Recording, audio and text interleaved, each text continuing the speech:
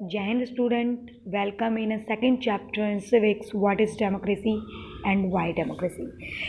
Student, आज हम बात करने वाले हैं डिस्काइज between the democratic and non democratic government. आज हम बात करेंगे कि डेमोक्रेटिक और नॉन डेमोक्रेटिक गवर्नमेंट में क्या डिफरेंस है।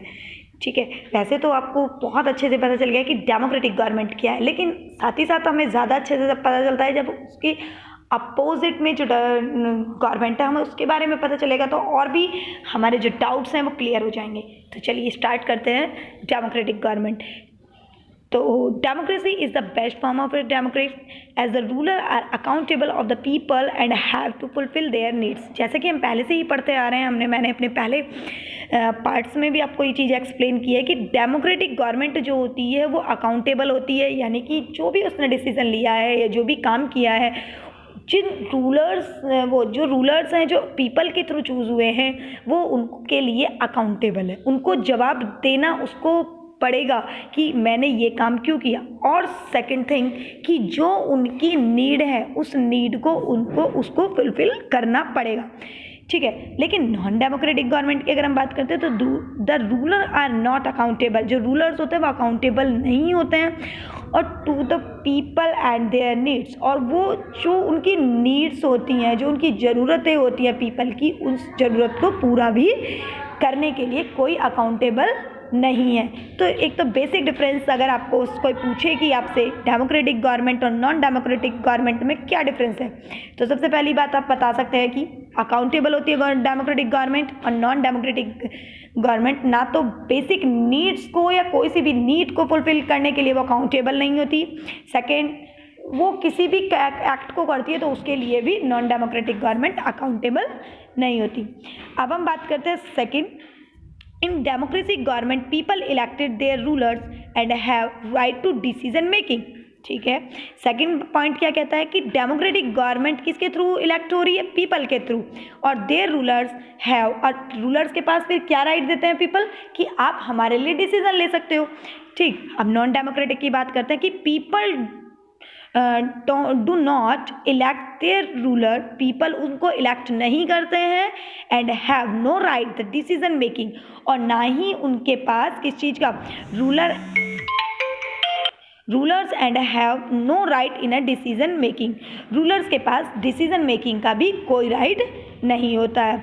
ठीक है, अब देखिए, the parliament is a separate body and has no interfere of army.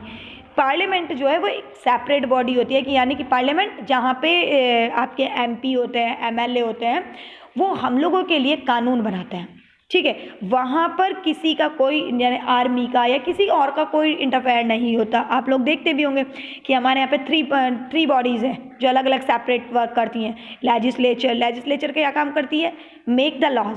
Second, executive क्या वर्क करती है? एग्जीक्यूटिव वर्क करती है आपकी जो लॉ लेजिस्लेचर के थ्रू बनाया गया है उस लॉ को एग्जीक्यूट कराने का।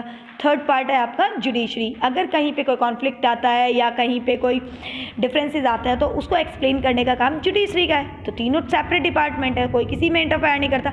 तो सेम ऐसे ही आर्मी ओनली डिफेंस का वर्क देखती है, तो यहाँ पे आर्मी का भी कोई इंटरफेयर नहीं होता। तो यहाँ पे इसलिए क्लियर लिखा है, the parliament is a separate body and has no interference of army. इसमें किसी और का कोई इंटरफेरेंस नहीं होता। लेकिन the parliament can not pass a law. यहाँ पे जो नॉन डेमोक्रेटिक होती है, यहाँ पे पार्लियामेंट लॉ नहीं पास करती। Law about the army without the consent of the chief of army. यहाँ पे जो कानून बनेगा, जो चीफ ऑफ आर्मी होगा उसकी कंसेंट से यहाँ पे लॉ बनेगा। समझ में आया दोनों में बेसिक डिफरेंस क्या है? यहाँ पे जो लॉ बनेगा डेमोक्रेटिक में, वो सेपरेट जो लीडर्स होंगे जिनको हमने चूज़ किया है वो लॉ बनाएंगे। लेकिन नॉन डेमोक्रेटिक में क्या होगा? नॉन डेमोक्रेटिक में पार्लियामेंट के पास अपनी कोई पावर नहीं होती। वो जो आर्मी का चीफ होता है उसके थ्रू उनकी पावर उनका लॉ बनता है।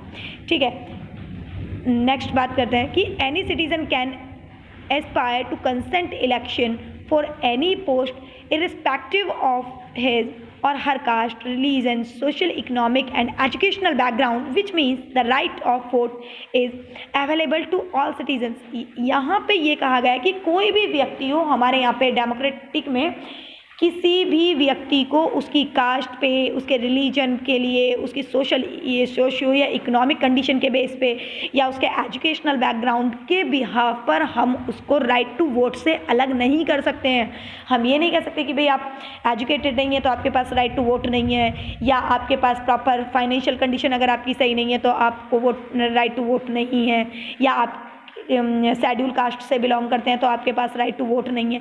ऐसे बहुत सारे ग्राउंड्स हैं जिनके बिहाफ पर हम सिटीजन्स का राइट टू वोट डिनाई नहीं कर सकते।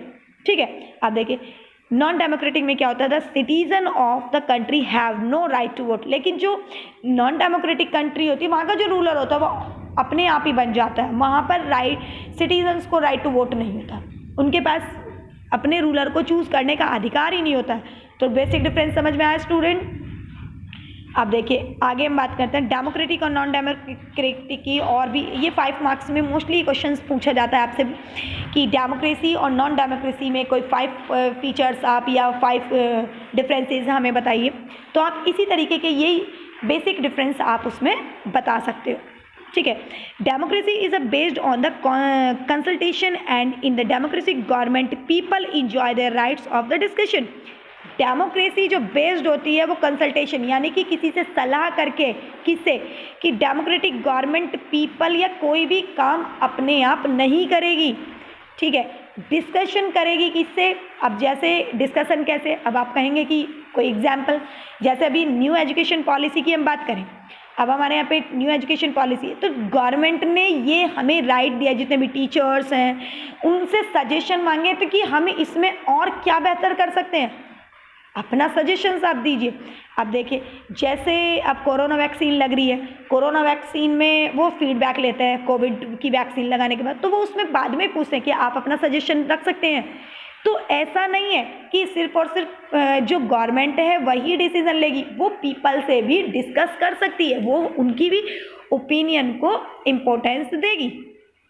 लेकिन नॉन डेमोक्रेटिक में क्या होता है कि non democratic government is based on dictatorship. हम कह सकते हैं कि जो नॉन डेमोक्रेटिक गवर्नमेंट होती है वो फुल्ली डिक्टेटरशिप होती है, डिक्टेटर पे बेस्ड होती है। जैसे डिक्टेटर पे हम कैसे कह सकते हैं, डिक्टेटर क्या होता है, जो सिर्फ और सिर्फ अपने फ़ायदे के लिए या अपने ही बेनिफिट के लिए पीपल का यूज़ करे, या अपने ही देखे कि मुझे किस तरीके से बेनिफिट हो रहा है। The ruler does what is wishes, बस अपनी विशेज़ को कंप्लीट करने में ध्यान दे, उसको हम क्या बोलेंगे, उसको हम बोलेंगे non democratic government. Next point हम बात करते हैं, there are a free and a fair election. Democracy में क्या होता है, फ्री एंड फेयर इलेक्शंस होता है। Election offer a choice and a fair opportunity to the people to chance the current ruler. जो करंट में रूलर है आपको फेयर चांस मिलता है कि आप उसको चूज़ करना चाहते हैं या नहीं करना चाहते, वो चॉइस आपकी होती है। ठीक है, कोई आप पर कोई प्रेशर नहीं होता किसी भी तरीके का। लेकिन नॉन डेमोक्रेटिक में क्या होता है कि in a democratic government elections are either not held and if held they are not fair enough, rather they are imposing. इसमें आपकी चॉइस मायने ही नहीं रखती कि आप उसको चूज़ कर रहे हो कि नहीं कर रहे हो, रूलर अपने आप ही बन जाता है कि ठीक है भाई मैं यहाँ का रूलर हूँगा। ठीक है, तो ऐसे उसको हम बोलते हैं नॉन डेमोक्रेटिक गवर्नमेंट। ठीक है, तो स्टूडेंट आई होप जो मैंने आपको डेमोक्रेटिक और नॉन डेमोक्रेटिक मैंने आपको समझाने की कोशिश की है, आपको समझ में आया होगा। अगर किसी भी पॉइंट में आपको कोई भी डाउट है तो आप मुझे कमेंट सेक्शन में लिखकर आप मुझसे पूछ सकते हैं। नेक्स्ट पॉइंट में हम बात करेंगे कि नेक्स्ट वीडियो में हम बात करेंगे डेमोक्रेसी के कि किस लिए हमारे लिए democracy, what is the aim of the good democracy. Thank you.